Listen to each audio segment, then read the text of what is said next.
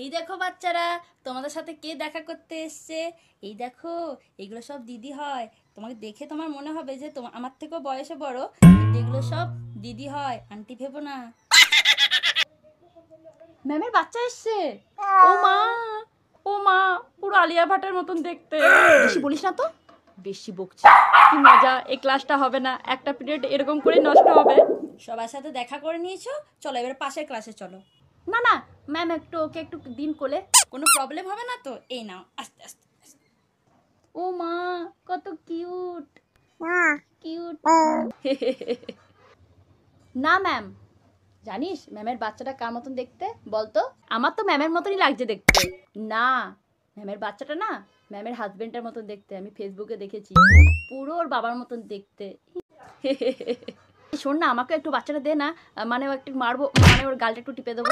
হ্যাঁ হ্যাঁ, তুই নে, এমনিতে আমার কখন থেকে হাতে ব্যথা করছে। এই নে।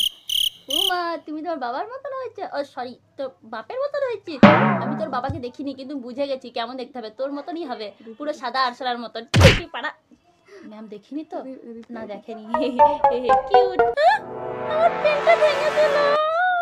ইমা, তুমি কি করলে? না না, কোনো প্রবলেম নেই, কোনো প্রবলেম নেই। হ্যাঁ, ছোট বাচ্চা তো। আমি একটু পাশের ক্লাসে যাচ্ছি দেখা করতে। হ্যাঁ ম্যাম, হ্যাঁ ম্যাম। Cute cute.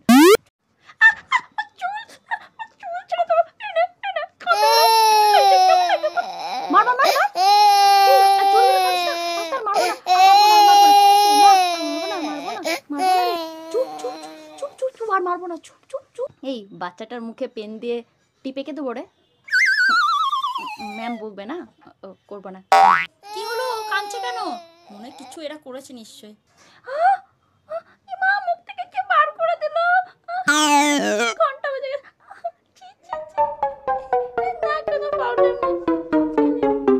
না না ম্যাম, আপনাকে অনেকক্ষণ দেখতে পাইনি না, তার জন্য কাঁদছে। না, আবার হতেও পারে পিঙ্কিকে দেখে ভয় পাচ্ছে। চলো পাশের ক্লাসে চলো।